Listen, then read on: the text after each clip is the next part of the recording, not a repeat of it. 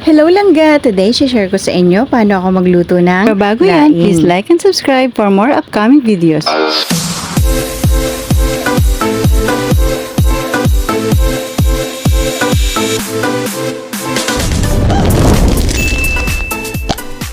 Meron pa tayo ditong gabi, fresh from the garden mga langga. Nilinis at hinimay ko lang yan.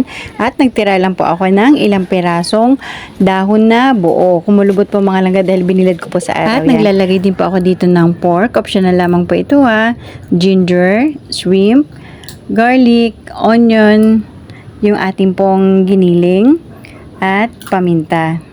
Sa isang bowl po ay pagsasamahin lang po natin ang giniling, yung ating shrimp, naglagay po ako ng konting onion, then paminta, iodine salt, at konting seasoning mix mga langga. Halu-haluin lang po natin ito ng maigi.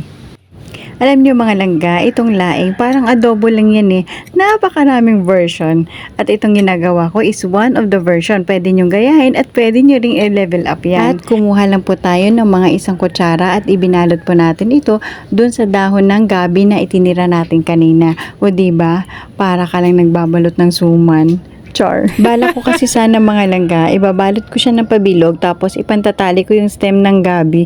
Kaso ang problema, napuputol ito. Kaya gano'n na lang yung nangyari. Ayan, para-paraan pa rin naman, 'di ba? Then unahin muna natin itong ating pork mga langga ha. Atin po itong isasangkot siya. Hayaan po natin na maglabas ito ng mantika. At yung mantika niya, siya na rin po natin gagamitin para panggisa sa ating bawang. Lagay na po natin yung ating bawang. Sunod yung ating sibuyas. Din yung ating luya. Mga langga, pwede rin po kayong gumamit dito instead of pork, yung dilis or daing. Halu-haluin lang natin ito mga langga ha.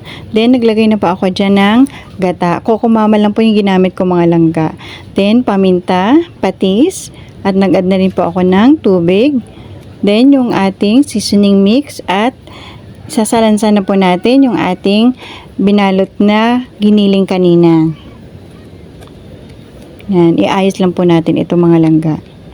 Then sunod na rin po natin yung ating hinimay na gabi. Iayos lang po natin ito mga langga at takpan. Hayaang kumulo hanggang sa mag-reduce na po ang ating gata.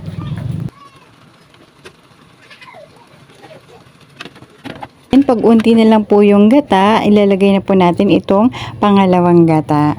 Hayaan po natin itong kumulo hanggang sa ito po yung makikita natin yung nagmamantika na yung ating laing. At this point, luto na po ang ating laing mga langga. Nasa sa inyo na lang po kung gusto niyo na mas iga or mas sauce pa.